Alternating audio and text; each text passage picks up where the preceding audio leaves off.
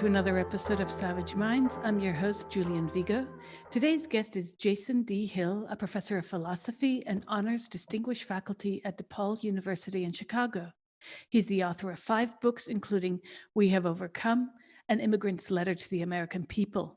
His forthcoming book will be published by Emancipation Books. Simon & Schuster is entitled, What Do White Americans Owe Black People? Racial Justice in the Age of Post-Oppression.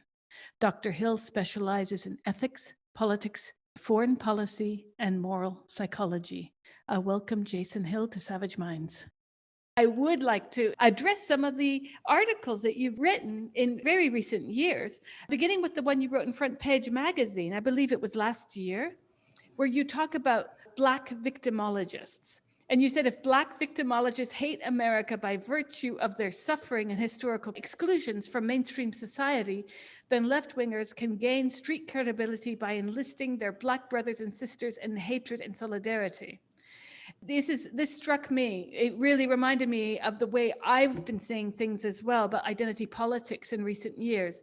Because you say what the bourgeois alt-left lack in personal oppression, they make up for in their righteous indignation over the plight of Black victimization. Right. And since Black victims often lack the institutional resources to showcase their suffering and perceived hopelessness to a large audience, what better way for left-wingers to make themselves useful than by atoning for their social insignificance and irrelevance by creating a performance on behalf of the victims? Wow, this blew my mind because I confess to you now, I am a leftist, but I'm a leftist I'm quite revolted by the way in which I see this as a lot of upper class elite, often white, what they call progressives, they like to think of themselves as progressive, using the identities of Black people as their flag that they wave. And it has played a huge role in American and now overseas as well. We're seeing this with what Macron said last week about, France getting infected by this ideology, but the victimology that we're seeing all around, because it's not just Black victimology, it's trans victimology. It's, everyone's a victim. It's like, who isn't a victim, Jason? Well, this is the thing. I mean, there are real victims in the world. And identify as a conservative independent. I voted for the Democratic Party. I didn't vote in this election, but in the previous election, I voted for Mrs. Clinton and I voted for Obama. But this is the thing, that having worked with both stateless people and having worked with orphans in Peru and Mexico, I know what real victims look like. And there are disenfranchised people and voiceless people. And there are legitimate victims of racism, people who have no recourse to the law and are defenseless. But I think what has happened is that there exists a managerial class of elite liberals who want to expropriate the agency of people who, just by virtue of their skin color, they assume that they must be victims and that they have no capabilities at all of their own to make something of their lives, to uplift their lives through their own agency.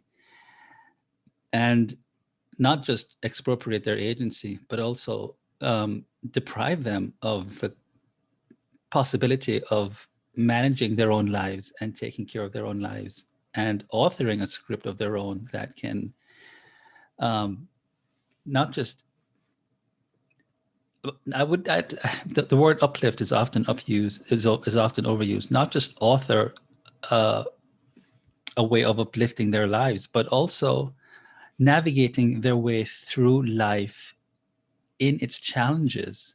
That is, they don't really believe, they have a sort of contempt for minorities, and it's a veiled kind of contempt, because what it says is that if you are a minority, whether you're Black or if you're gay, but let's stick with racial minorities, and in some sense you are handicapped by the intrinsic bigotry and intrinsic injustices that suffuse your society.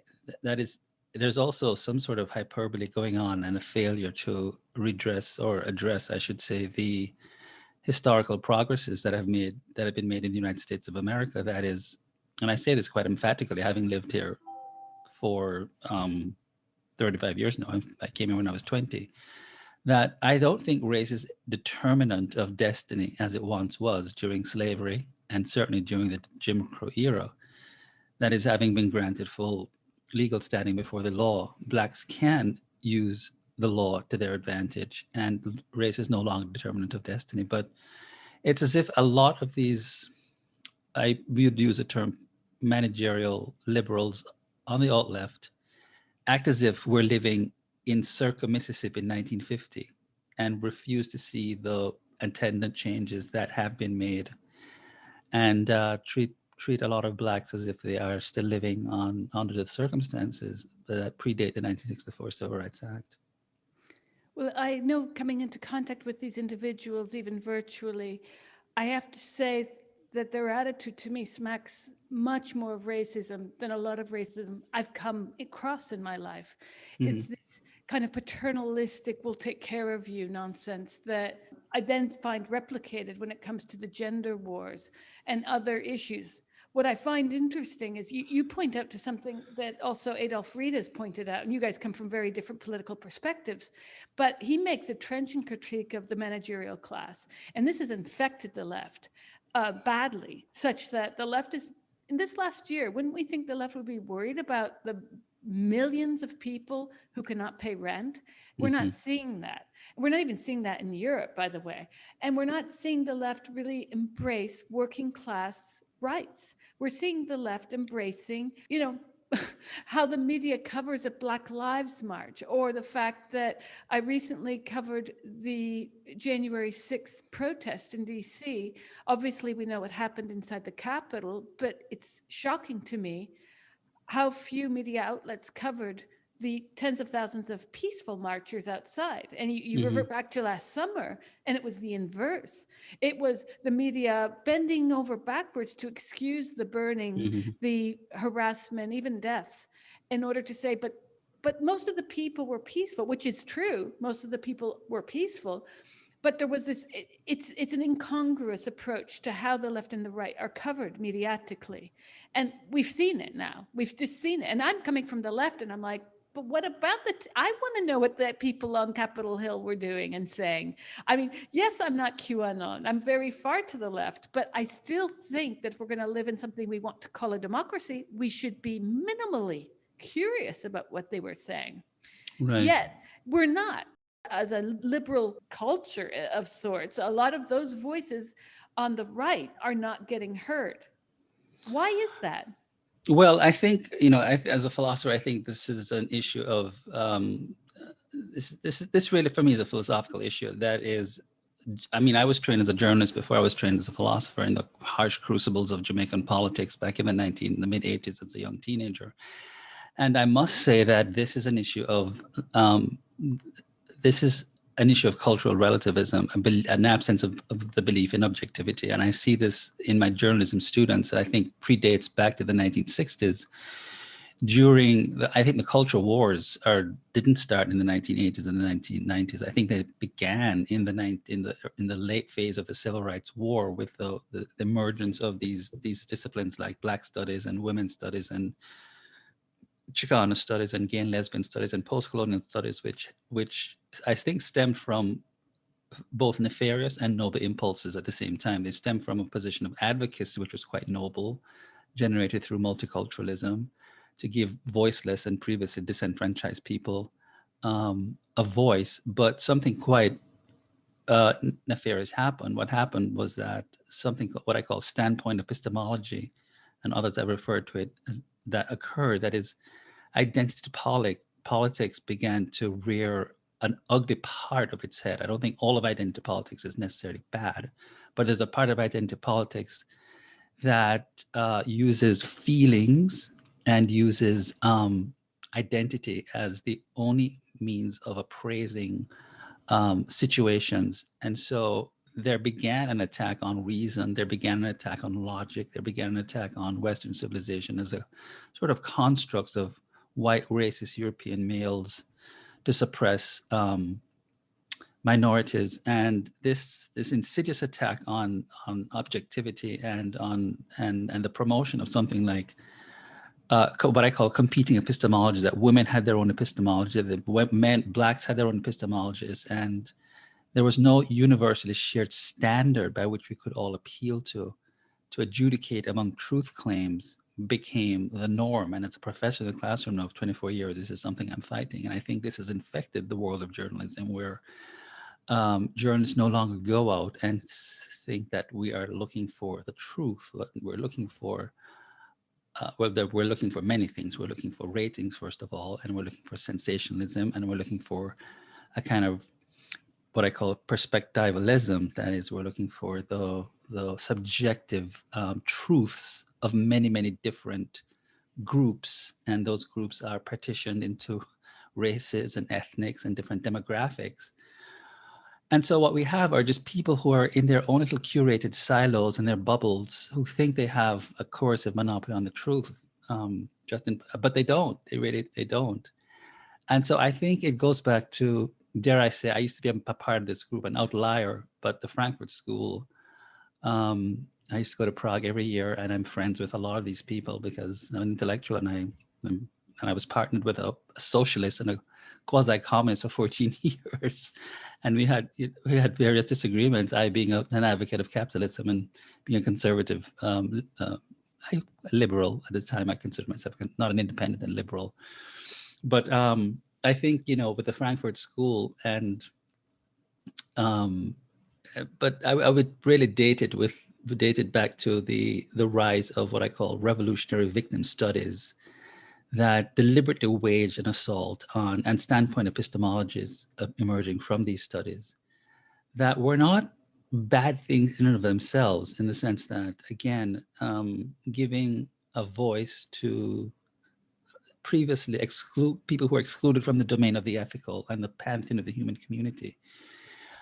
But when advocacy and activism replace scholarship and learning and deep learning, and when over time they supersede the goals of an education, which among other things is to equip students with critical thinking skills and to have a profound respect for an objective method of a universally shared objective method of appraising and assessing knowledge and truth claims, we are seeing, so I'm giving a what I think is a philosophical answer to the problems that are affecting not just journalism. We see the attack on science, for example, that now, Chaucer has been canceled in England. Shakespeare is about to be canceled in the United States of America because Shakespeare is a white imperialist, a white supremacist. I mean, it's just happening now.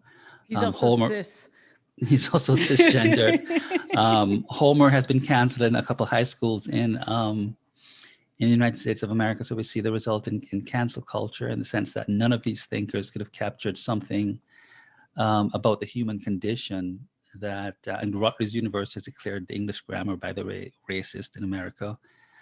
So there's the idea that any of these thinkers, these canonical thinkers, could have captured something universal about the human condition that is that's timeless and that is shared across, the vast swath of human types that we find, is really lost upon people. This is the ugly part of identity politics, that is, that someone only of your kind, or my kind, or one's kind, let's say, representation boils down to racial or ethnic representation, not something that is shared across the human race. And there's this idea that there's an intrinsic, I call it original sin, privilege. White people are privileged. Heterosexual, cisgendered, that word, cis, I find absolutely revolting. It's this weird word that attempts to normalize everyone else, as if everyone else has a picnic of a time of life. I've been covering the trans issue for almost a decade now, because as someone who, don't kill me, but I have taught queer theory in the day before it jumped the shark, when it was more Eve Sedgwick from Duke or Michael Moon, literary readings of homosexual desire, before it jumped the shark, because nowhere in my readings of it in the early 90s was there any nonsense about mandatory changing of identity papers, of I agree. mandating I agree. ideology into law. I do take issue also with the feminists today who say it's all Foucault's fault, because this is absolutely not what Foucault, his writings on biopower, I think, are pretty clear. But I do really have a problem with what has become, you say, the cult of victimology. I think it's a great bookmark for what's happening, because it's not only big business. When we start to look at what's happened in the UK with the Tavistock Clinic and the scandals around the mass transing of children, which has been unveiled now in law. I mean, there's been a huge legal case that is going to be revisited very soon. But the person who won her case, was a young woman who was sort of brought into this cult of gender ideology and had lifelong repercussions and likely sterilization because of Hmm. this. And I have to say that I, as a gay woman, I have an issue with what to me has all the hallmarks of gay conversion therapy when you start Hmm. to look at what's happening to gay youth. But for all of the derivative nonsense that I've seen going on over the past years around true identity and becoming one's true self and being brave, and the horror show of the Jazz Jennings reality TV, I I do question our ethical imbalance on the left, because it's more people on the right who are the adults in the room over this.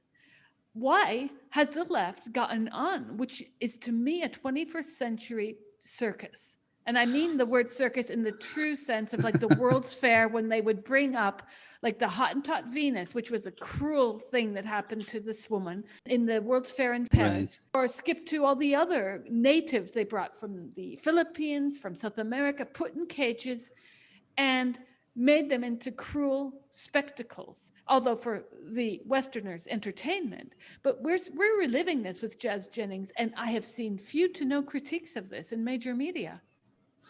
Well, speaking as a gay man, I have to say, someone posed this question to me, and I said one of the things that happens with honorable activism, and I said, the wonderful thing about the gay rights movement, stemming from the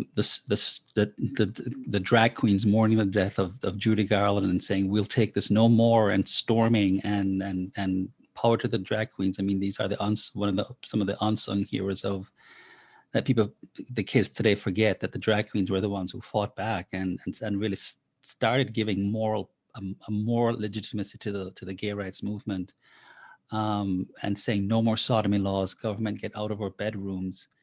Um, is that one of the things that happens when, so I want to speak first about the more legitimacy of the gay rights movement that started.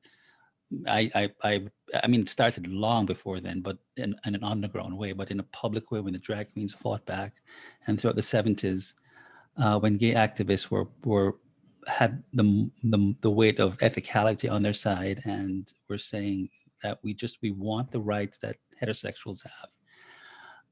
In 2015, with the Marital Equality Act, a moral victory was really had and achieved by gays and lesbians. But I think what happens is that quite often when victories are earned, people have to continue their careers. And this is not to say that prejudices and injustices will no longer be visited upon one. I mean, we saw during the Trump administration, much to my horror, his attempts to undermine some of these victories in his own circuitous and not so circuitous ways, undermine some of these hard-fought victories that gays and lesbians had forged in the crucibles of oppression. But I think what's happening is that some of the moral credibility that gays and lesbians had fought for decades are being unquestioningly transferred over to the trans movement, and the gays and lesbians are ceding that power without subjecting what trans people are claiming are universal rights, whether they're really, really universal rights. So I think this often happens with left-wing movements, that I think the same thing with the women's movement, that was an honorable, of course, and ethical movement. The trans movement, I think, in some way is trying to appropriate some of the legitimacy of the feminist movement. And I think paradoxically, it's old school feminists who are saying no. There is no such thing as a trans woman who's a biological male who has the right to take away hard-earned scholarships that women on track teams, on wrestling teams have fought for in colleges and in high school, but mainly colleges. There is no constitutional, there's no civil right that such women have against these men. And they're saying, not on our watch is this going to happen.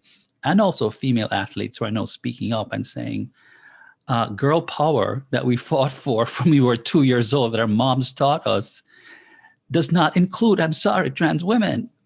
Girl power meant girls who are girls, and that's us, and you're seeing slowly the slight resistance to this. So but I want to stick with your answer. I think this is what often happens with a lot of, I think, left-wing identitarian or left-wing movements that started out legitimately, morally. Some of them have a problem going into retirement when they should be going into semi-retirement, or scaling back a little bit. I don't think any movement should go into retirement, because that presupposes that there's some sort of universal and unilateral justice that has been achieved. But scaling back a little bit, or so they need to keep their careers going. And to keep their careers going, I think they give a sort of blanket endorsement to other movements that need to be checked and need to be questioned. And this is not to put down the trans movement at all, because, like I said, individuals need to be treated with dignity and respect. But it needs some of the rights that are being associated with trans rights. I don't think that 12-year-old girls have a right to have a double mastectomy and have their uteruses taken out by the time they're 17, or that's not a universal right. And for now the gay movement to be saying we stand in solidarity with this seems very, very disturbing to me. That plus the idea that it's somehow brave, and the kind of backslaps and kudos that even their parents are getting. Parents who oftentimes, when you read the Tavistock reports on what their clinicians have noticed, is, yes, there are a lot of homophobic parents very happy to say their daughter is really a guy rather than a lesbian. And this just makes me back up quite a bit. On top of the fact, when I started writing about this back in 2013, I honestly, Jason, I left queer theory behind. I moved on to suicide bombers in the Middle East. I was doing some great anthropology there. And then someone in London was telling me about what happened, and I was incredulous. I thought this person was just another, a crazy person I met by chance. I just thought, no, this can't be right. Oh my God, when I found out that what she was telling me was absolutely spot on, down to local politics, and the movement in the UK was very well organized. Oh my, I've never seen anything like it. You notice, like, how long was it between the abolition of slavery in the States to the end of Jim Crow we're talking decades, but the trans movement was like blink. It was like, I dream of Jeannie, literally. Exactly. And there's a load of money from pharmaceuticals companies and from our own. When I did, work for Gay Men's Health Crisis in New York, right at the time when the demographic of AIDS in New York City was no longer gay men. Gay men, Latino gay men, Black, no, it was just becoming a Latino straight and a Black straight and a poor straight disease in the States. And this was around the mid-90s. Brixavan pops along, and there goes the mandate. It was like what you were saying, when these movements need to maybe scale back. The same thing happens with NGOs. I saw this in Haiti when I was dealing with child trafficking organizations. The same thing. They want to keep their mandate going. They want the money, the donors, to start flooding into the doors so that they can keep operations on the ground. There's a pernicious way. As one of my colleagues from Tear Fund told me one day, he says, well, it's not that they don't want the trafficking to stop, but they do want to keep rearranging the furniture in the room, if you catch my drift. And I just thought about this, Jason, because I was just enraged how much trafficking, for instance, was allowed to happen, because the pretext is, but we have to keep on good with the Minister of Family and Interior and so forth. And I'm just like, wait a second, you've got, there were so many obvious ways to curb what we were dealing with at that time in 2010.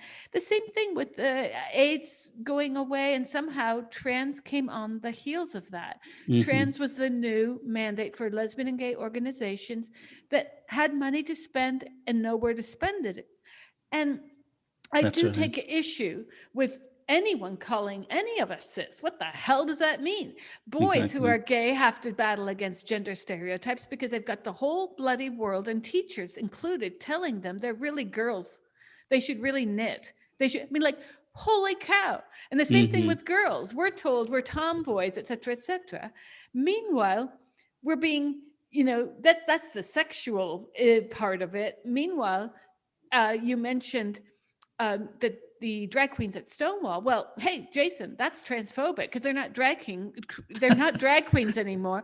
They're Right. transgender people. Like, I wrote a piece for Quillette about the vast transgendering of the dead, and I kid you not, if a woman wore pants before 1970, she's trans, because that's what's basically going on. They tried to transgender Marlene Dietrich, who is notably bisexual, Greta Garbo. Yes. The Josephine jury's out. Baker. Josephine Exactly. Baker. Yeah. Yes. It's gotten to the point of, I don't know if I'm reading The Onion some days, if you catch my drift. It's really disturbing that there's this ontological and epistemological hold on history now, such that we are taking on the mantle of victimhood. I mean, these cultural victims, these perpetual victims, in order to sort of have a hold on truth. So if I claim that you're oppressing me, Jason, then I win the argument. And we no longer have a need to have an actual debate. We're surpassing it. It's almost like when you're playing Monopoly and you get sent to jail immediately. Just go to jail, press go, do not collect whatever $100. And it's that kind of mentality that has taken hold. And I'm shocked that this is happening within academic walls, because what happens is when it's released from academia, as it has been, not just last summer. I mean, BLM is just one of many examples, not to pick on BLM, but there was this, you said this in your interview. It was really, I also watched your interview with Tucker Carlson over the Jussie Smollett affair and Robin Roberts' coverage of the issue. And you said that, victims self-infantilize, and to not be a victim means to not be exceptionalized. So beautiful. I mean, why is it that Western subjects are just driven by victimhood now? Well, this is the thing. I mean, it used to be so alien to the sort of the Protestant Western personality, and also, stemming from Catholicism, which I grew up as very ethnically, because my grandmother's father was a Sephardic Jew, but she converted. But Catholics had a very, very different kind of sensibility that wasn't centered around victimology. I think that what has really, really happened is one thing that, having studied the Roman Empire quite carefully, is that, and I see it in the Z generation, I saw it in the millennial generation. I've been fortunate enough to have taught to almost two generations. But I think what's happening is that what I call the civilisational burnout, what it takes to maintain a civilization is very, very, it's an awesome, and I mean that in literal word, it's a very awesome responsibility. And we have students, of course, that are the Yale students. They did a report on it, are thinking of revising the Constitution of the United States radically, because, among other things, the burden of maintaining free speech and protecting hate speech on a free speech is too demanding. So I think and this is just conjectural, of course, but I think one thing that's happening in our society across the West really is that the burden of maintaining this, what I call civilizational upkeep, is just too demanding. And we've grown morally lazy, and it's far easier to claim to be a victim. And that's the first thing. I think, second of all, it's become a cash cow. There's money in being a victim. And we could talk about the roots of this. I mean, I don't want to place it necessarily in the status of the welfare state, because that would just be an easy target. I think it probably predates that. But I think it's paid off in many ways, in the sense that people have realized that being a victim grants one the imprimatur of being iconic, an icon. So we've iconicized victimhood, and you have the imprimatur of permanent innocence when you're a victim, which sort of excludes you from any kind of criticism, because being a victim means that you're innocent, and if you're innocent, you have almost automatic sainthood stamped on your forehead, which means that you're immune from criticism. And again, it goes back to a certain kind of narcissism that is slowly creeping and infecting our society. So I'm not one to sort of give monocausal explanations. As someone in the humanities, I look for myriad explanations, and there's definitely a cult of narcissism, a cult of victimology, paying in certain ways financially, and I think that as a student of history and of civilizations, that I see it in my students that they're literally burnt out. They're tired. They're exhausted. It's become very, very difficult for them in a very increasingly technological civilization to keep that civilization going. I'm very sorry for my students, because I tell them I'm 55, and when I was in college, although I had to put myself through school, life was fun. I didn't have the demands placed on me that are placed on you. I didn't have an overly scheduled childhood when I was growing up. I wasn't expected at 26 to begin to think about owning my first house at 27. I had a democratic right to fail when I first came to America. There weren't all these expectations on me, and they are burnt out. They are cynical. They are bitter by the time they come into the classroom. They are doomed. They feel a sense of doom. And I think this would probably take an entire show to really flesh out properly why victimology is on the rise. I think they are born, they come out of, dare I say, their mother's wombs and not their parents' wombs, with really, we're going to get in trouble here. Yes, they come out of their mummy's wombs, burdened, tremendously burdened. And what does one feel when one is burdened? One feels like a victim. I mean, I'm going to be really paternal here, not excuse the Z generations and the millennials that came before them, whom I also taught. But I think I want to cut them some slack here. They came into a world that really burdened them with a lot and placed very, very, and it's part of late stage capitalism. And I'm not an enemy of capitalism, but I do think that there's something quite nefarious and soul killing about late stage capitalism and the way that neoliberalism has, in its late ascendant form, has really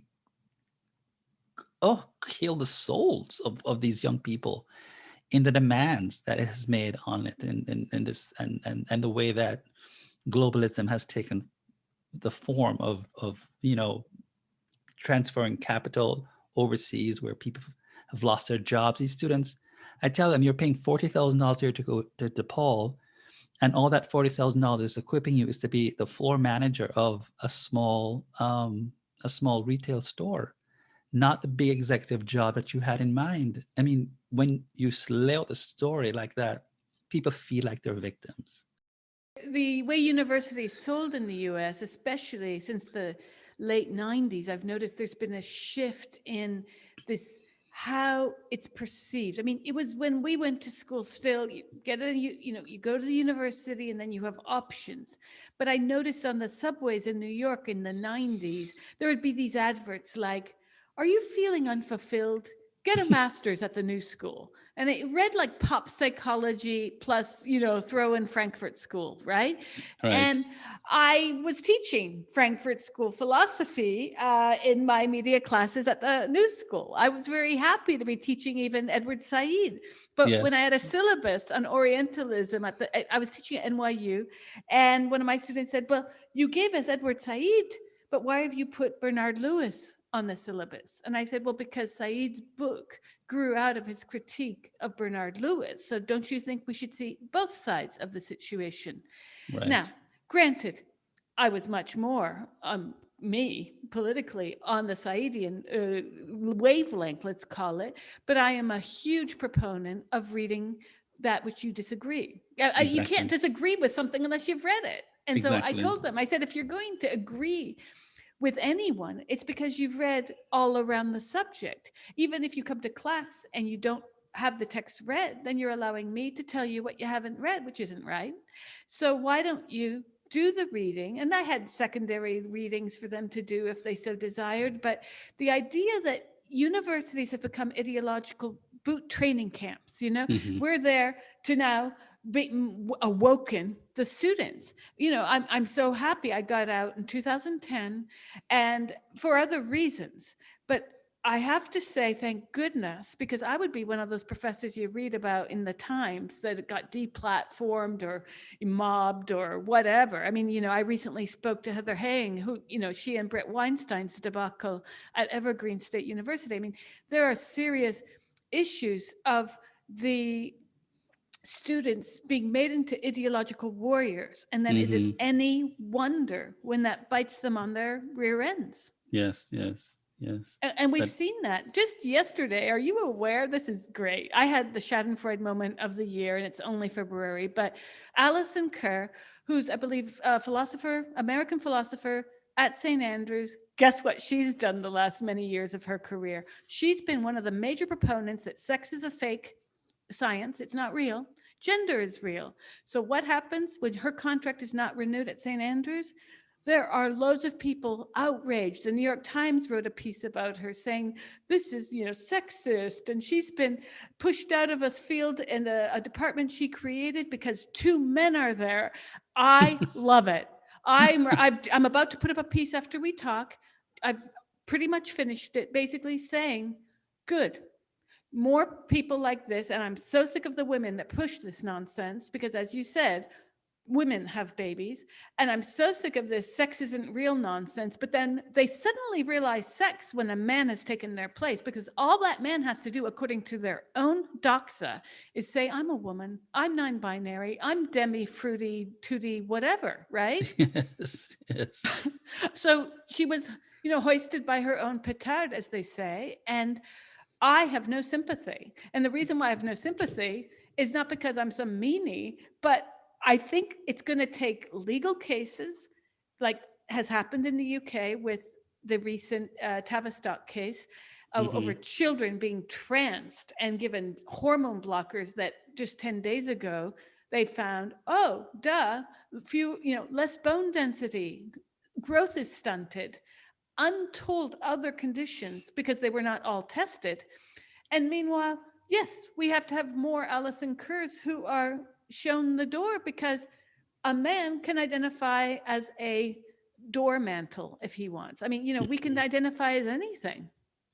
So she was replaced by a trans woman. No, so far we don't know. Just a female. This is how it is now, since she doesn't believe in science. Now all the media and the petitions are, a female was replaced by two men. Well, I mean, I'm sorry, Jason, I just crack up about this because I'm thinking, well, if we were playing cribbage or what other game, like what would a female be worth? Like two pawns or two jacks? Like, she's created this ideology, amongst others, she's not the only one, where, gender's real, science, sex is fake science. Well, now she has it. So Mhm. this is the real challenge of our era, because I have no patience for anti-science thinking. It really enrages me, because there are, as you began, there are real human rights issues. My father grew up in post-partition India, and I think he was traumatized by the partition he witnessed as a little boy. Hmm. Yeah, because millions were displaced, were raped, and died. That's Now, right. you cannot put that on the same level as, oh my God, Jason, you misgendered me. I'm calling your employer and having you fired now, because this is what's going on. Yes, yes, of course. Yeah. And debate around the decolonization of courses is cracking me up. I looked at SOAS recently. They've been accused of being snowflakes over white philosopher demands, but this is it. Their demands are centering around to make sure that the majority of the philosophers on their courses are from the global south or its diaspora, that SOAS focuses on Asia or Africa, and therefore the foundations of its theories should be presented in Asian or African by Asian or African philosophers or the diaspora. And if white philosophers are required, then to teach their work from a critical standpoint, for example, acknowledging the colonial context in which Enlightenment philosophers wrote within. Hmm. The proposals were put forward as part of a campaign at SOAS to address the structural and epistemological legacy of colonialism. Okay. Yeah. Yet, what I see in what is this kind of pseudo cancel culture by, decolonizing courses, you are intrinsically canceling pieces of your syllabi or who can teach the syllabi. I find this really troubling. Have you seen this where you are teaching? Well, it's beginning to emerge because I get emails from upper level bodies of the administration saying, have you decolonized your syllabi yet? DePaul is a Catholic university, so it's still a little bit old fashioned, dare I say, but it's coming because there are what they call the, brown paper bag series where you have these radicals that are capitulating to the demands of the students that we need to follow in the register of other universities, and why is DePaul so backwards in still teaching these canonical texts. So I haven't seen it yet, although I'm getting emails. And I must say that a course that I taught for my my specializations are in ethics and politics and moral psychology. But I was really trained as an ethicist first.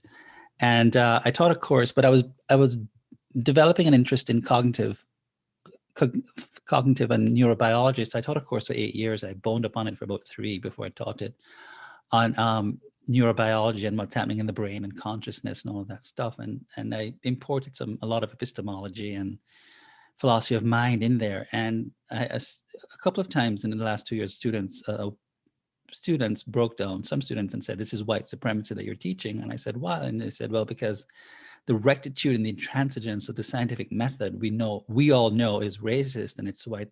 And there's one woman I had to take out of the class and really hug her and console her in the hallway. And she wrote a different paper on the epistemology of Native American cultures and so on. Anyway, that class was just miraculously taken away from me. And I was given a class called Sociocultural Issues, Introduction to Social Justice. So I thought, I'm really going to mess with you people. So what I did was I turned the entire course into a study of Camille Paglia's Sexual Personae, Art and Decadence from Nefertiti to Emily Dickinson. And they're reading all of Camille Paglia's works. Through art and archaeology, we're going to look at Western civilization. And I don't know what they're making of the course. So they actually took the course away from me because it was too Western centric. So it's coming. It's just a matter of time before. I'll give it a year before the whole philosophy department. I mean, I have colleagues who teach Hannah Arendt, and Arendt made some, pretty harsh statements about the civil rights movement. And there's an essay I think she has on the Negro question or something like that. Just wait until a student of color gets hold of that essay and all hell is going to break loose that Arendt should be canceled. You're listening to Savage Minds, and we hope you're enjoying the show. Please consider subscribing. We don't accept any money from corporate or commercial sponsors, and we depend upon listeners and readers just like you. Now, back to our show.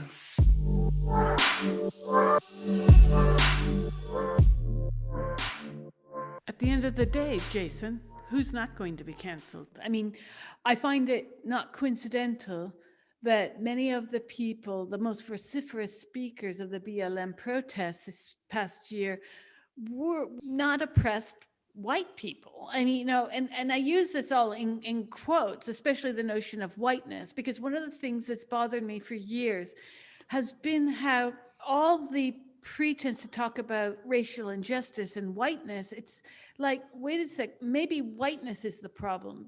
Isn't whiteness the biggest myth out there? Because you look throughout history and there's a lot of cultural mixing. And there seems to be a lot of protectionism about what whiteness even means today. Like the fact that the one drop rule in the Deep South has remained even today. So one Yeah. is called black, even if you had a great grandparent who was black. Somehow that is the one drop.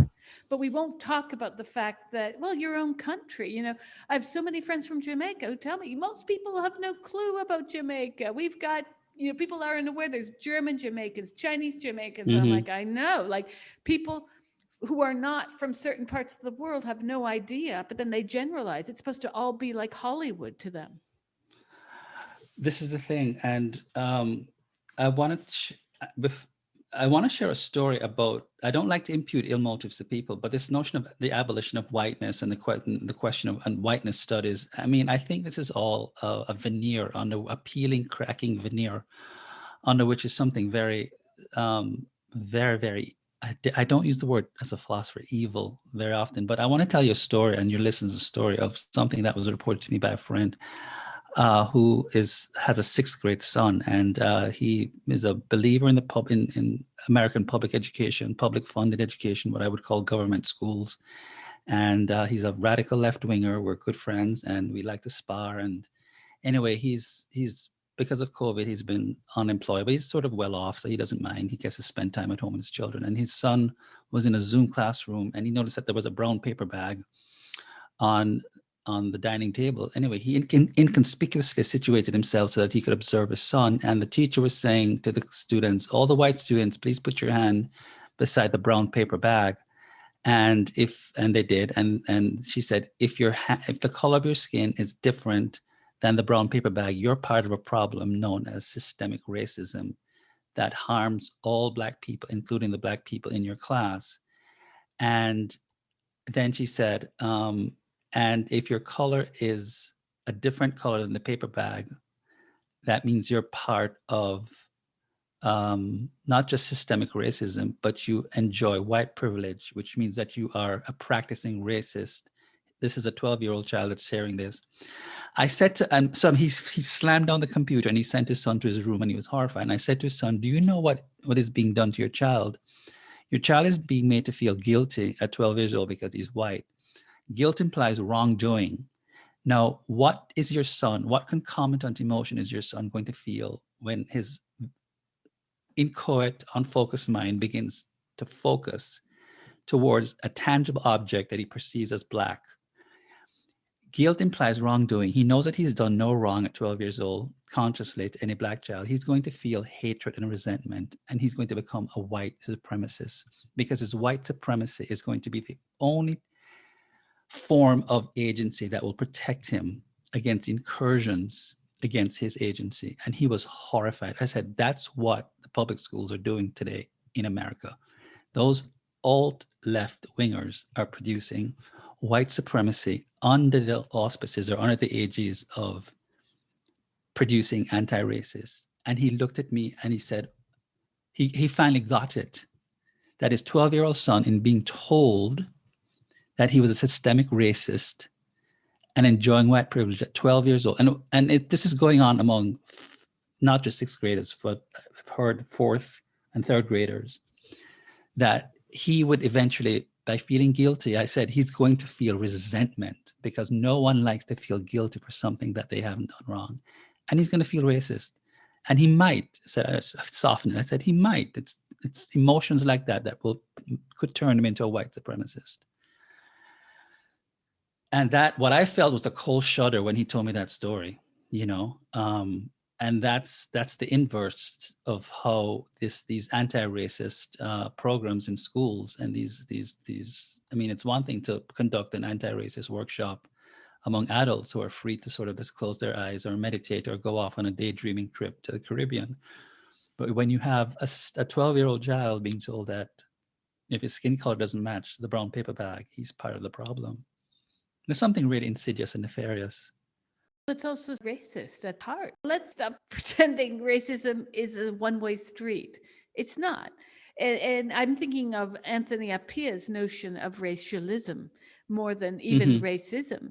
But the idea that people are basing their every moment upon skin color and this obsession that we've been witnessing over the past few years with race, that seems to be recycling a narrative of some of the most, it's a paradox because they're some of the most privileged, oppressed people on the planet. I mean, the leaders of Black Lives Matters, what have they practically done with the millions they've been given?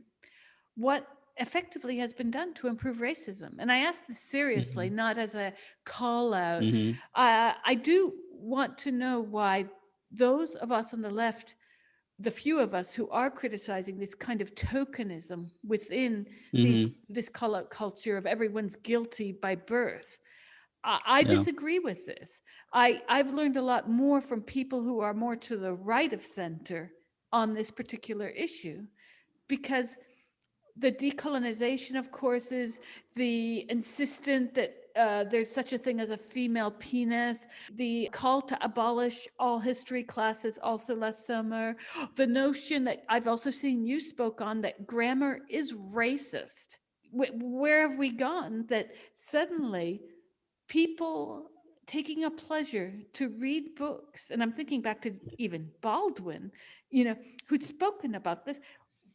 Since when has speaking, even the Queen's English, now that's racist? How did we get to that point where, in fact, this seems to be more ideological output from some really bad university classes? Well, it's what I call systemic nihilism. It's a destruction of values for the sake of the sheer wanton destruction, and how that nihilistic impulse, nihilism, factional nihilism, I think, has always existed in every society. And when it has now become a systemic issue propagated by universities, I think it's quite problematic. And you see it, of course, in the notion of white privilege, which one cannot deny that there's privilege. Look, I've got 4 college degrees, which including a PhD, which means I have educational privilege. Usain Bolt, my countryman, has athletic privilege. They're beautiful people who have beauty privilege, and people who are very, very brilliant who have intelligence privilege. The question is, what are people supposed to do with the privilege that they have? The most that we can ask is that they don't use it to demean and eviscerate other people of their dignity. So when people talk about white privilege, I've taught in the cornfields. I've been at DePaul for 20 years, but I taught kids who were 90% of them were in the Ku Klux Klan, living in trailer parks in the southern fields of Illinois. I lasted at that job for a year, but I bonded quite well with the students because I thought I laid down the law, but most of them had their teeth missing, had no access to healthcare. People didn't really want to talk about working class poor white kids, but those kids had no privilege. And I knew that if any one of them disrespected me as a Black man, I had access to the law. I had institutional power. I could put them in their places. It's very, very complicated, this issue of penalizing people for privileges that they have. It should be talked about, of course, and we should be addressing the asymmetries that exist in a society based on privilege that people have. But the idea of penalizing and punishing and shaming people for the privileges that they have because they somehow won out in the cosmic lottery is quite disturbing to me. And I think that's a form of nihilism, right? Because what we're doing is we're wantonly destroying people's lives by subjecting them to these punitive measures because of a perceived privilege that, in this case, white people, that all white people, by virtue of their skin color, are equally privileged, which is a bunch of malarkey. Like I said, the Appalachian white person up in the mountains with all her teeth missing, no access to healthcare, with her 4 kids, most of whom don't have internet connection, so they're been out of school since March. You show me how that person's privilege is being manifested in a way that adds up to some kind of privilege that's equal to the New York woman on the Upper East Side in her upper, brownstone mansion. These conversations need to be had because people just think that there's some kind of univocal, that there's a univocality that can be applied unilaterally when we talk about these privileges. And I think that's a kind of nihilism when we start persecuting people based on these perceived privileges. It's a different way of thinking about nihilism, but when it results in the destruction of people's lives. I also notice that people doing the loudest calling out tend to be the most privileged. In fact, they're the ones that are maintaining their, positions in universities or on publication staff. And they're Right. able to do, there's a great one in the UK who writes for The Guardian, Owen Jones, the feminist column Talcum X.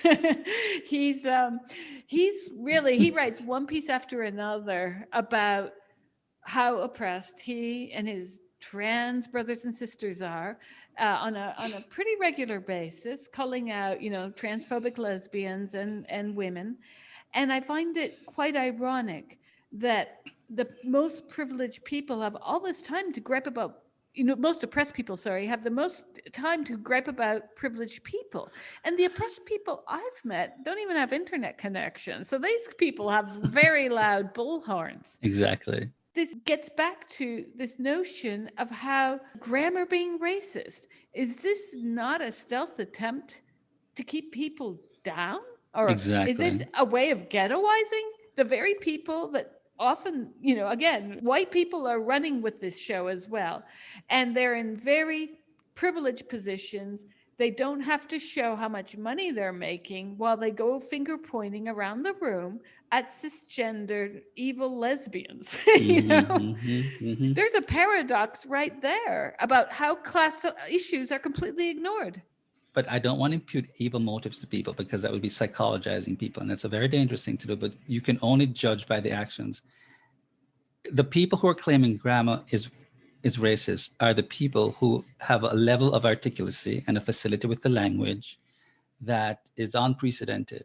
And they are the people whose children are probably in French schools, by the way, are multilingual, who have a command of the language by the time they enter college that would frighten the very people who are buying into this nonsense, minorities, who are being told. So Rutgers said grammar is racist and we're going to replace it with critical grammar. Well, we know what critical grammar means. It's a euphemistic term for Ebonics, Black English. And these people are not sending their children to learn Ebonics. These people come into college mastering the English language, the kind of fluency that, so it's a managerial class who wants to exercise a sort of lordship over a vast underclass, which paradoxically maintains systemic whiteness. These are moral hypocrites that have to be called out. That's why I pointed your listeners and yourself to the story of this paperback, this little boy. That's a way of it's a hypocritical way of really maintaining whiteness under the veneer of abolishing whiteness, because you're really not abolishing whiteness. What you're doing is turning that little boy into a racist who's going to hold more dearly onto his whiteness in a way that he probably wouldn't have done so just unconsciously walking around in a very multicultural, very racially mixed public school. He probably would have, if he's straight, dated a Black girl or an Indian girl. If he's gay, you'd probably done so. And, but now he's going to be so hyper aware of this phenomenon called whiteness because it was called to his attention. He's inversely, he's going to become a racist. So I don't really want to call these people evil because that's a word that I'm very aware of how that term has been used philosophically, and I'm a good reader of Augustine and a theologian. So, but I prefer to use the term nefarious, and that's why I agree with you that I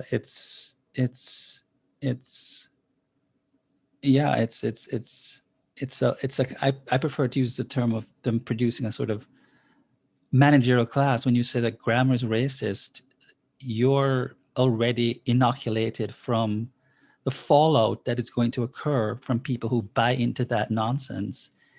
and think it's racist and don't learn the rules of grammar and speak in a manner that disqualifies them from achieving parity, economic parity with their compatriots. Is that conscious to what these people want? Do they really want to keep minorities down? And well, I don't know, but it certainly is going to be the consequence. And are they smart enough to realize that this is what is going to happen? I think so. Well, it's interesting how many of the folks claiming that whiteness is original sin are also very unaware of, like, where does whiteness end? I've often asked students this when I'm teaching cultural study courses. I ask them where Europe ceases to be white. It's quite interesting when you start to head towards, like, Turkey. Is it Turkey? Is it the Bosphorus? How far east in Russia? Or Russia at all? I mean, you look to 19th century literature, and the areas of Poland, what are today Poland, were considered the lands of people who were not white. So where does whiteness begin and end? And then you look to someone like Boris Johnson, you know, for many Americans, they're probably quite unaware that his grandfather was Turkish. He doesn't, you know, bear, let's say, the hallmarks of that per se on his face. But these are the histories that we all bear. People can look at me and see what they would like. I moved to New York when I was 20. People thought I was Jewish. I mean, you know, the reading of race, as we know from various American writers, especially during the Harlem Renaissance, The Bluest Eyes, I'm thinking of that book particularly, but race is something that has been handed down as a narrative. It's not a real, as Darwin, you know, discounted years ago. Yet our adopted country's heritage has been grappling with race. And as I believe I read in one of your pieces, you credit the US Americans for working through that. Where the BLM protesters would say the opposite. Oh, why is it that we have these different visions of a country that's bettered itself constantly throughout history to last year's uprisings, and the critique that we're not doing enough? Are these about points of view, let's say ours being more the cup half full, theirs being the cup half empty? I think so. And I think it's again, you just follow the money. I mean, viewpoints such as mine and your critiquing from the left don't attract the kind of grants and donations. I mean, JP Morgan is not going to give, or Viewpoint, $100 million the way it gave to, I think, if I'm not mistaken, to Black Lives Matter. So when you speak from cup half empty, you certainly make yourself into more of an attractive, dare I say, mendicant. And when you speak in a more optimistic register and a more optimistic vein and a more hopeful one, you comport yourself in a manner that is just not one that is attractive, because it's one that either makes you an apologist for exceptionalism, or makes you an apologist for the greatness or the grandeur of something that you uphold, which is just it's not fashionable anymore. And it's more today it's more fashionable to tear down and destroy than it is to try to build up and to uphold. That's just the trend. I mean, I don't see it changing. I'm not very optimistic, but yeah, cup half full, cup half full, half empty is a great metaphor.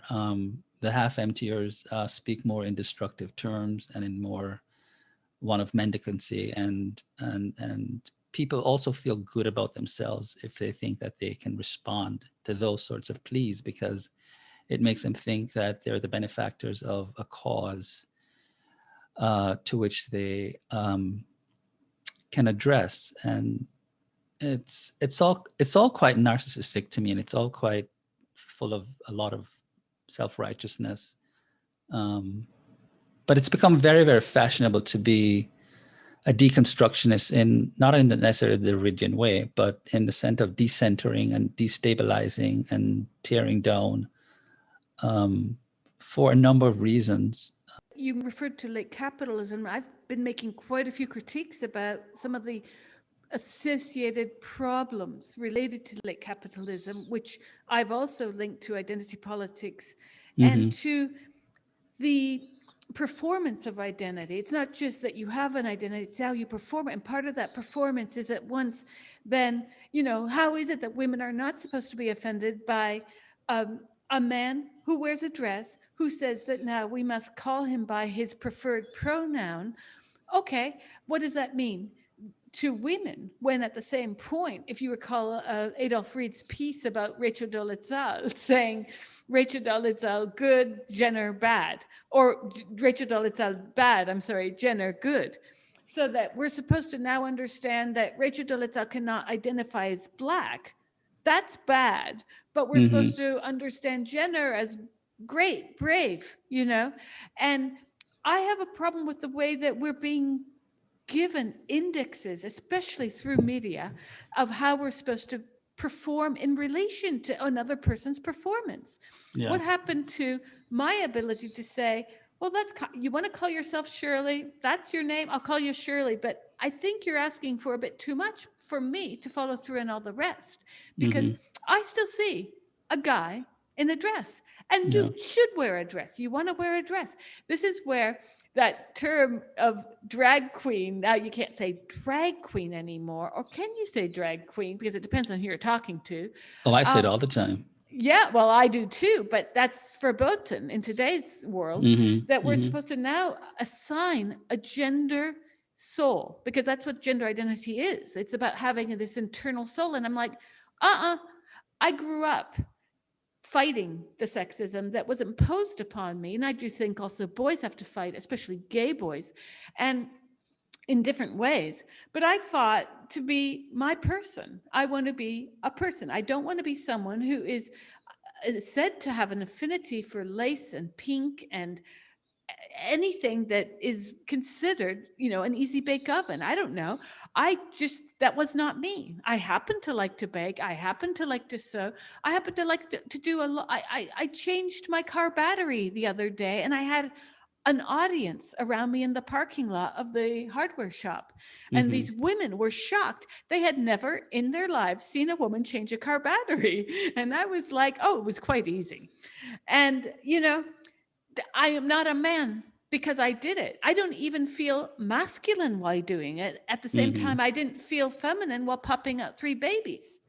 So why have we reversed as a culture towards what were very mid-20th century sexist stereotypes? Because gender, to me, at a recognizable level, all gender is a stereotype. And somehow we've skipped over the last 40 years of our collective history, and I include Flock of Seagulls and Duran Duran, all those weird hairstyles of the 80s. Remember that? And we skipped all that, and we're back in 1950. How in the heck is it that our paradox of cultural belonging has come full cycle to disbelonging, like sort of putting to the margins those people who are now a problem? And this comes back to radical feminists. I'm sure you've seen that stuff all over the interweb. Radical feminists are the problem. Janice Ramon's the problem. Anyone who recognizes that there's not such a thing as a female penis. Is it really only, a personal perspective of being more optimistic or negative about the world? Or might it be also that capitalism is playing a much larger role in how university departments are funded? Feminist studies went out the window by the 70s and 80s and was replaced with gender studies and cultural studies.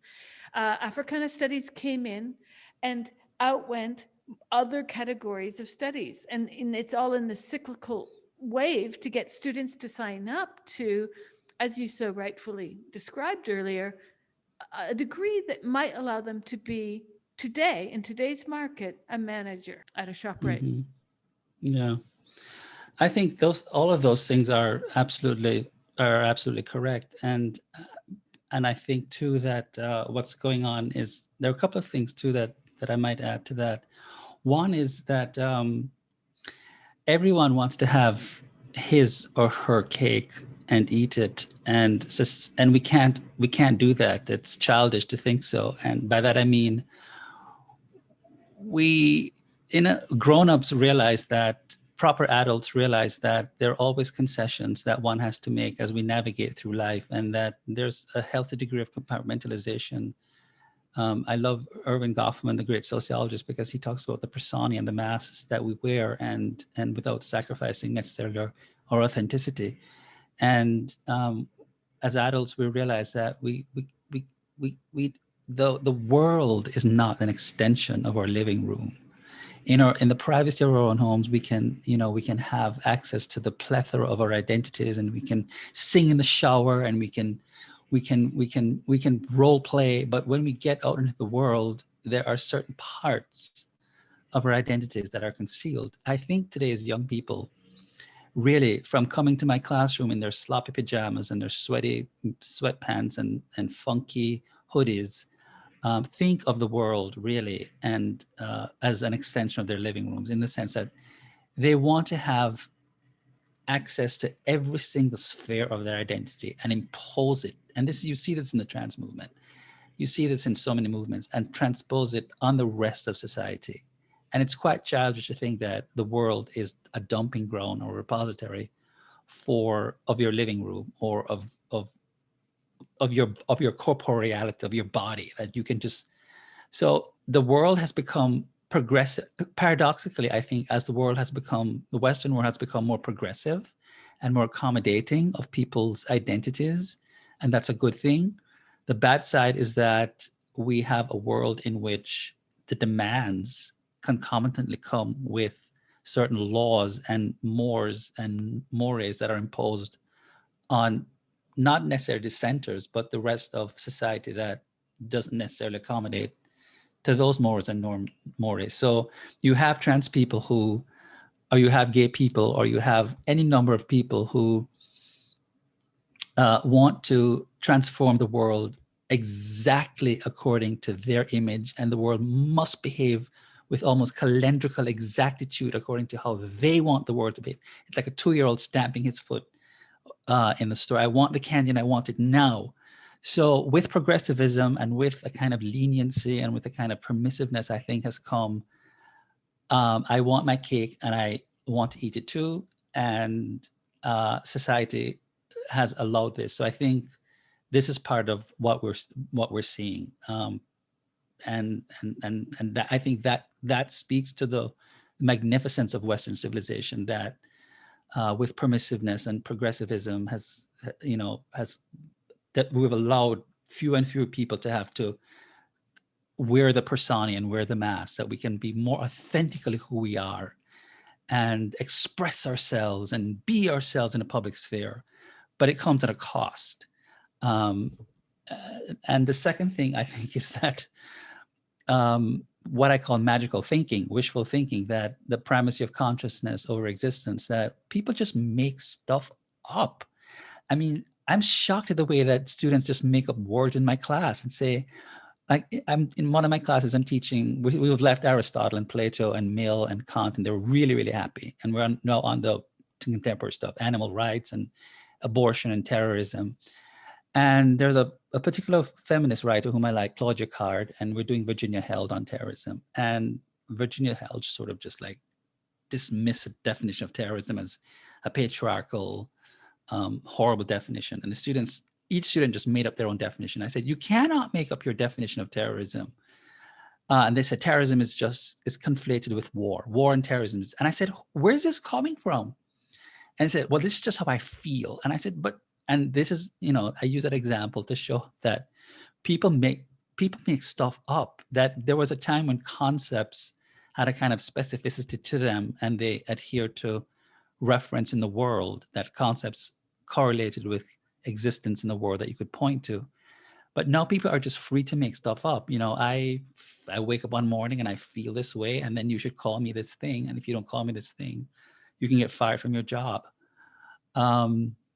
So those are two observations that I have made, and I'm the latter part is more frightening. the first part fascinates me because I do think that one of the wonderful things about Western civilization, and well, the latter part of the West that has come. So let me speak positively about some aspects of late stage capitalism. There's so much of it that's nefarious, but part of the late stage capitalism, the performance, is that it has come with a certain amount of freedom, right? As a gay man, can announce to my class that I am gay. I don't announce it to them, but sometimes it comes up when I say, yeah, and speaking as a gay person, and I don't have to hide that in a Catholic university anymore. I don't have to hide certain aspects of who I am. I can perform those in the world, and that's a good thing because it means that I can bring my partner to the faculty party, and it's in a Catholic university. It's fine, and introduce him as my partner. And so there's a way I can perform as a human being that makes me feel more authentic. So I think that part is quite wonderful and quite beautiful. But then when that translates into a kind of orthodoxy on my part, that no, you must respect and you must adhere to certain protocols that conform exactly with how I conform how I perform in the public sphere, then we get into a bit of a problem here, especially when we talk about dealing with religious people and the conflicts that people who hold religious identities might differ. There we might just have to have different reasonable people might have to have reasonable disagreements. People hold different metaphysical beliefs, and I'm a strong believer in the philosophy of John Stuart Mill that so long as those metaphysical beliefs don't contravene in the public sphere and they don't violate the rights of others, and I'm not eviscerated of my dignity, we might just have to agree to disagree.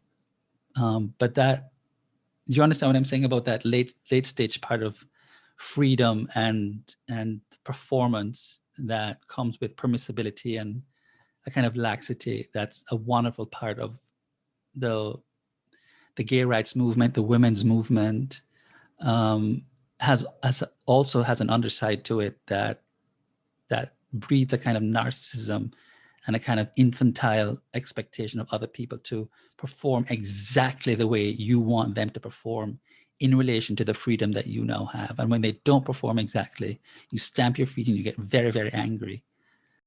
Intellectually, we seem to be at an impasse where there seems to be an established sympathy for the oppressed class always and permanently. And Yes. that makes all debate impossible, Jason, because, I mean, who's going to win? We go back in history. Whose ancestors were oppressed by whose ancestors? Like it becomes like one of those games that you see as a child where someone says, you can't trespass this line because it's my property. And, children playing who did worse. I don't know what the answer is, but I'm not very optimistic about how to get out of this embroiling non-dialogue that the left sort of started now. And we're seeing the right offer ways out, but the left can only say, safety pin. I know, Julian, it's hard. I don't know. I think, well, conversations such as we're having and bold and courageous people from the left having these conversations without fear of punitive measures are absolutely necessary. I mean, I think when independent conservatives such as myself speak, we don't really have the kind of traction that people who critique from the left tend to have. So, but people who could, and I know, because I know that, most of, well, not my immediate colleagues in my university, but most of my friends actually are academics or people from the left who are terrified. These are good, robust thinkers who are very nuanced, are old school, old fashioned, who do not think grammar is racist, who do not think that sex is a fiction, but are petrified. And how we rest ourselves or how we emancipate ourselves from that fear, because it's the bureaucrats who have given into the demands of the students, and the students themselves who are being socialized under the auspices of their teachers. So something has to give. I mean, I'm a little bit radical in the sense that I think that, you know, there should be some sort of public defunding of, under the guise of child abuse, of schools that do not teach both sides and equip students with critical thinking skills. I mean, I teach Marx alongside, when I teach my political philosophy class, and I start from Hobbes, and I go through Locke and Rousseau and Kant, and then I get to the 20th century, and I teach, you know, um, I teach Marx, and I even teach the Fabian socialists alongside Ayn Rand and von Mises and Hayek and contemporary socialist thinkers. And I do not politicize my classroom. They don't, unless they Google me, they do not know my political sensibilities. And I give them the critical thinking skills, and I'm not doctrinaire. I think that's when you criminalize thought and you criminalize reason and logic, then some sort of action has to be taken, because you are crippling the conceptual apparatus of a student. And the whole purpose of a university is to give an individual the navigational skills to make his or her way through life. And so I'm a little radical in the sense that I think that a justified case can be made for defunding those humanities and social science departments, not for teaching left-wing ideology, which is no crime, but for criminalizing reason and logic, and criminalizing conservative thought, and indoctrinating students for the most part with just one perspective, and penalizing them for holding other perspectives. I'm not sure how far people would want to support that, but I think some sort of, and encouraging parents to become more involved in their students' lives. I want to just briefly say that most parents I know, in good faith, have handed over their children's continued socialization, which is a wonderful thing. I mean, I used to be, up until quite recently, a big advocate of government schools, because I thought that this is one way that continued socialization happens, that parents don't have a coercive monopoly on the socialization of their children. It continues in the public sphere, and it's a good thing. But parents need to be more aware of the kind of malarkey and the nonsense that is being thrust upon their children. And I think that's a good place to begin, that public awareness, parental awareness.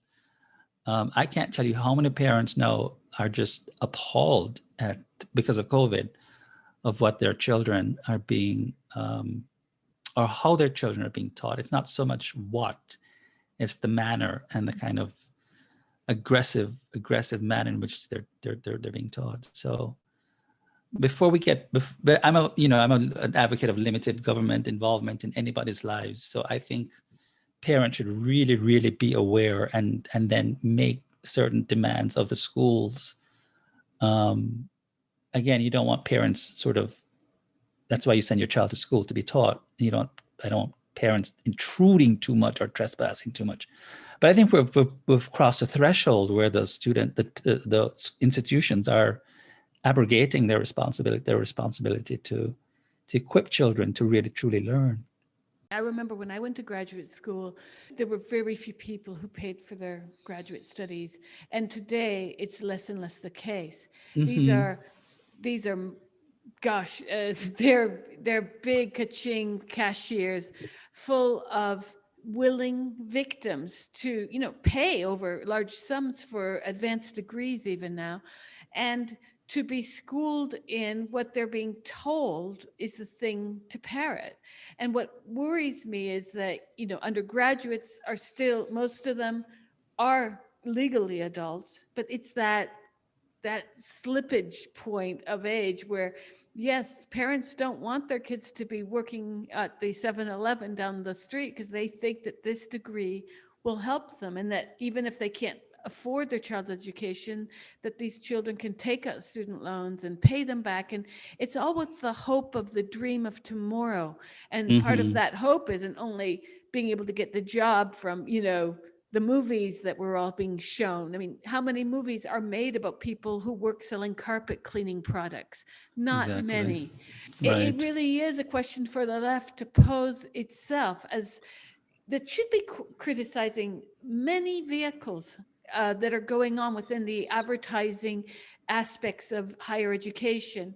Why is it that the only ideal that kids are getting is to be an art director and a filmmaker, a film editor, a head musician of a band or whatever, and yet the the majority of the jobs will not be these, and this even calls into question if we will see, especially post-COVID, a huge reduction in the number of students going to get degrees, given that Google's made no secret of the fact that it's hiring and wants to hire people without higher ed degrees now. They find them to be the most easily maybe malleable. They didn't say that in the article I read, but they're the easiest for them to work with. And I have to wonder if maybe we have to rethink how we use higher education, let's say as parents, how we teach in higher education and support our colleagues who are getting lambasted. I don't know if you followed what's happened at NYU, but there's a professor there, Mark Crispin Miller, who has been lambasted for querying the effectiveness of masks. Hence, there's a legal case he's launched against his own colleagues for defamation, because you can't even raise obvious questions that aren't saying that masks aren't safe or not, he's not a COVID denier or anything like that, but the hyperbole is such that people are willing to believe anything. And so the non-critical thinking isn't just within the university walls, it's spread everywhere. So all Oh, we have to yes. hear is a small YouTube blip and say, oh my God, he said Bruce Jenner, he used his dead name or her dead name or whatever, and then you get into this whole spiral of how are we supposed to refer to Bruce Jenner? And it's, wait a sec. This is a person with enormous privilege who won, major medals for the United States years ago. That's my first memories of the Olympics, were Bruce Jenner winning his medals. And I just think we've sort of jumped many sharks if we can't come together as a society and say, wait a sec, there seems to be an authoritarianism at best, but even totalitarianism within these walls, where anything to the right is considered bad. But here's what my proposition is. What if the left is the new conservative class? And I've posited this, over the last year, if not two, because I'm seeing the whole revitalization of gender stereotypes coming uniquely from the left is one of the most conservative, and I mean far right things I've witnessed in my lifetime. There is no way I can even match that up with the left. This is far right doxa about primarily women's bodies and what women and girls really are, ha ha ha. And I say that all in quotes because there is no space for women to push back, because we're immediately told on social media, die in a fire, bitch, and there's horrible things that are said to any women who says, but humans are sexually dimorphic. Women give birth, men do not. And then it repeats and rinses all the slurs.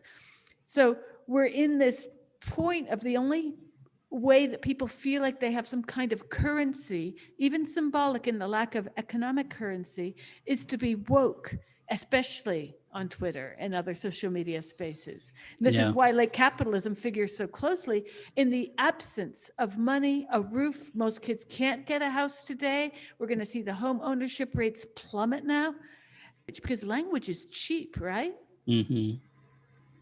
Very cheap. Yeah. I'm glad. I love that point you made about the left being the new conservative class without even realizing it, slipping back into a kind of old-fashioned essentialism, that it was the left that used to challenge that kind of rigid essentialism that was imposed by the right, by conservatives. And you see that kind of essentialism and the taking of identity so seriously, that's being evinced by the left today. The irony is really not lost upon them, but it's true.